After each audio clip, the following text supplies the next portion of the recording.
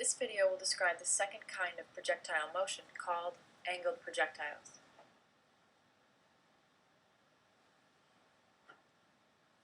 In angled projectiles, the projectile is given an initial velocity at an angle above the horizontal. The trajectory looks like a full parabola, as shown in the diagram. For all of our cases, we will be again neglecting air resistance. As you can see in the diagram, the projectile reaches a maximum height, and we can also illustrate the range, which is the horizontal distance that the projectile travels.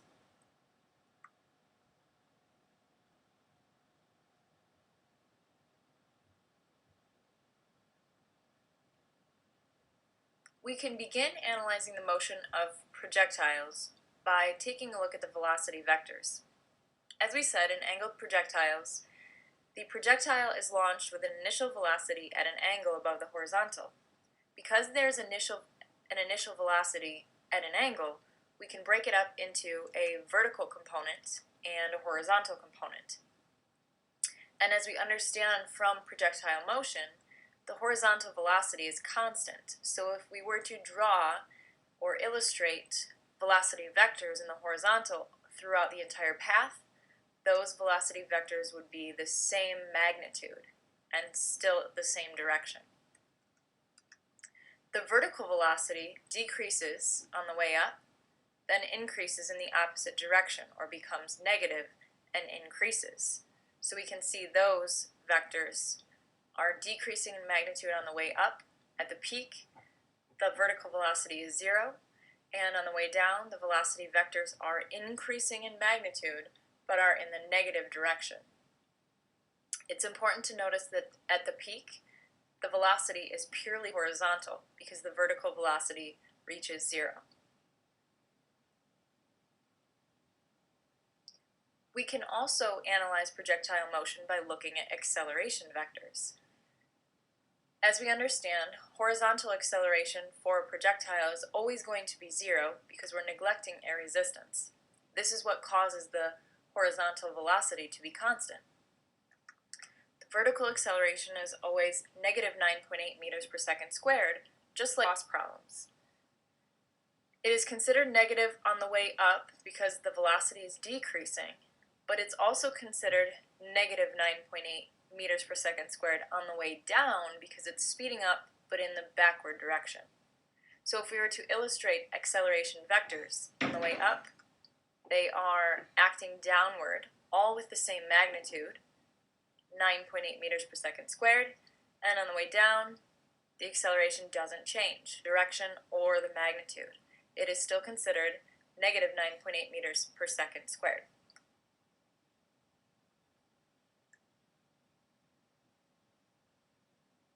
There is some very obvious symmetry about projectile motion.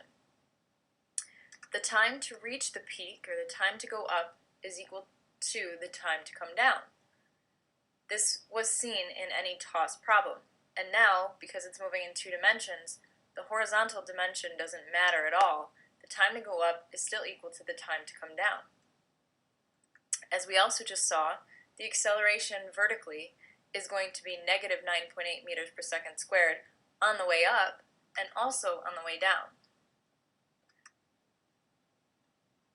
And we can see that when an angled projectile is launched with an initial velocity at an angle, it'll go up to its peak and reach the bottom when it hits the ground. The moment before it hits the ground, it has the exact same velocity that it began with, except it's in the opposite direction. And this is true for really any point along the projectile, as long as it's at this height. So up here, we have a velocity vector, and then at the same point on the way down, it has the same magnitude of velocity, but acts in the opposite direction. So there's symmetry throughout the entire flight on the way up and on the way down.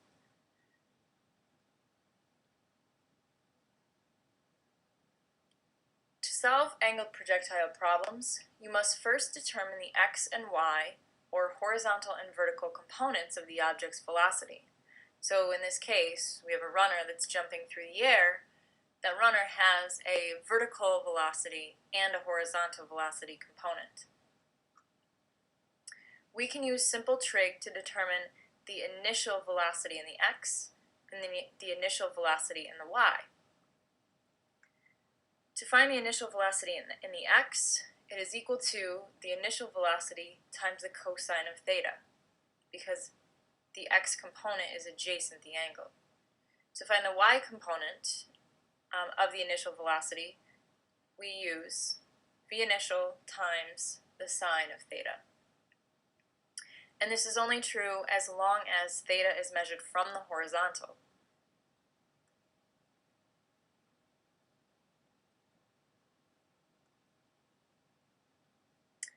For horizontal motion, we should understand that the initial velocity in the x is calculated using vi cosine theta, and that velocity is constant throughout the entire path.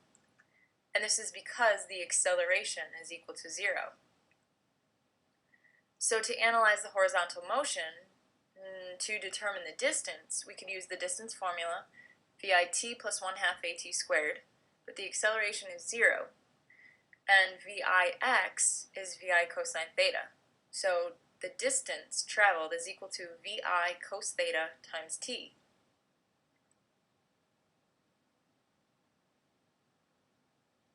We can also analyze the vertical to toss type problems. The initial velocity in the y is calculated using vi sine theta. The acceleration vertically is negative 9.8 meters per second squared. And to analyze the position, it is equal to vit plus 1/2 at squared, but vi in the y is vi sine theta, and acceleration in the y is negative 9.8 meters per second squared. The vertical and horizontal motions are completely independent of each other, thus we have to treat those dimensions separately. We should also note, and it may be important and helpful, that the vertical velocity at the peak will always be 0. And again, as I said before, the velocity at the peak is purely horizontal because the vertical velocity is 0.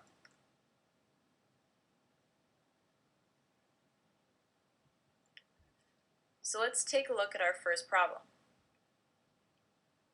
A .22 caliber gun with a muzzle velocity of 400 meters per second is shot at an angle of 30 degrees above the horizontal. How high did the ball go? How long does it take the bullet to reach the peak? What is the range of the bullet? And what is the velocity of the bullet 26 seconds into its flight? Pause the video for time to work on the solution.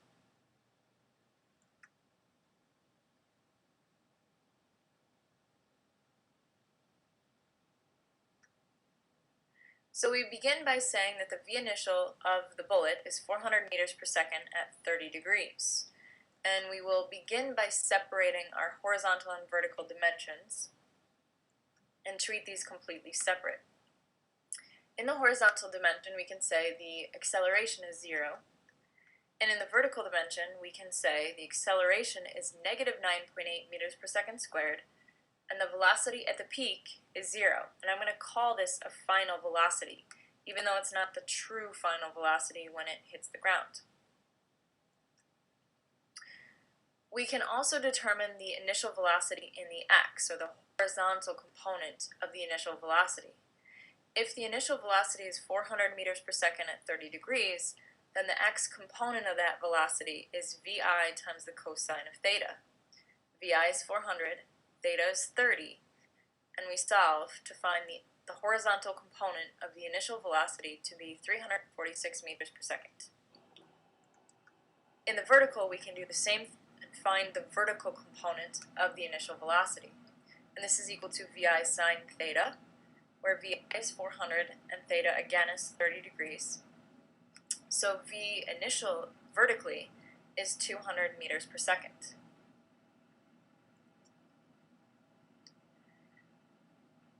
To determine the distance traveled, we can use the vf squared equation. Vf squared equals vi squared plus 2a delta y. The final velocity we're calling the peak is 0. The v initial is 200 and the acceleration is negative 9.8. And we find the delta y to be 2001 meters. So the bullet travels 2041 meters high.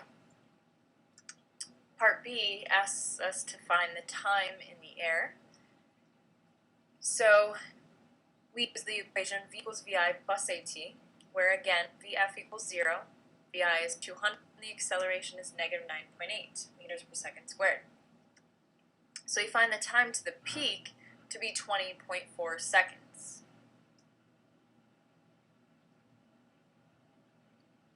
For part C, to determine the range, we use delta x equals vi t plus 1/2 at squared, but that t is the total time in the air. In B, we found the time to the peak. So because of symmetry, the time to the peak has to be doubled to get the total time in the air. So if the time of the peak is 20.4 seconds, then the time total in the air is 40.8 seconds. We should also notice the acceleration is 0 in the horizontal, so the second term is gone.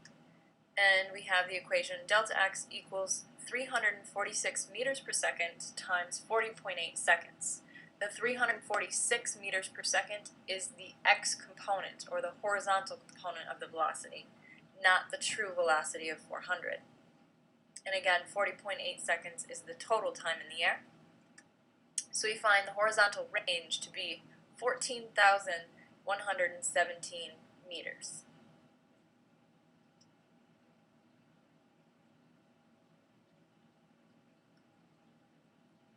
And asks us to determine velocity 26 seconds into its flight. So we have to determine the horizontal and vertical components of the velocity and determine the resultant velocity from those components. So we'll start with the horizontal dimension. We know that the initial velocity is 346 meters per second, and the acceleration horizontally is 0. If the acceleration is 0, then the object maintains a constant speed horizontally. So if the initial is 300 meters per second, then even after 26 seconds, the velocity horizontally is 346 meters per second. We're neglecting air resistance and wind. In the vertical dimension, the initial velocity was found to be 200 meters per second. The acceleration in the vertical is negative 9.8 meters per second squared. To determine the final velocity vertically after 26 seconds, we can use Vf equals Vi plus At equation.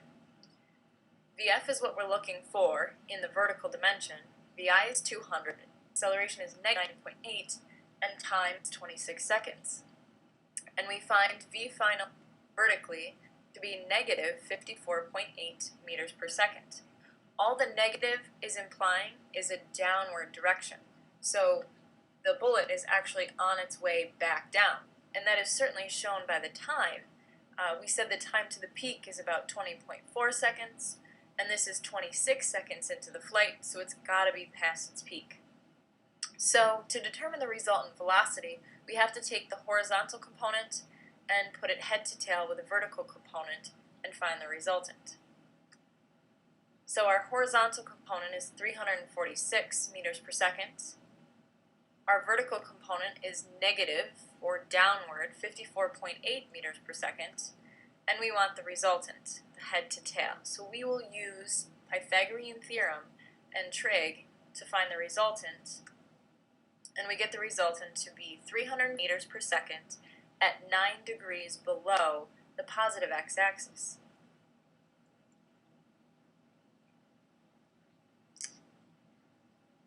Let's try a different type of problem. A golfer practices driving balls off a cliff and into the water below. The edge of the cliff is 15 meters above the water. If the golf ball is launched at 50 meters per second at an angle of 15 degrees, how far does the ball travel horizontally before hitting the water below? So this is a bit different in that it is an angled projectile, however, it is ending up at a position lower than it began. So pause the video for time to work on the solution.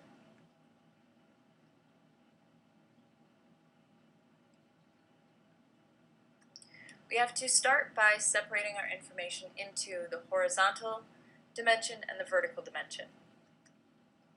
And we will find the x and y components of the initial velocity, which is 50 meters per second at an angle of 30 degrees.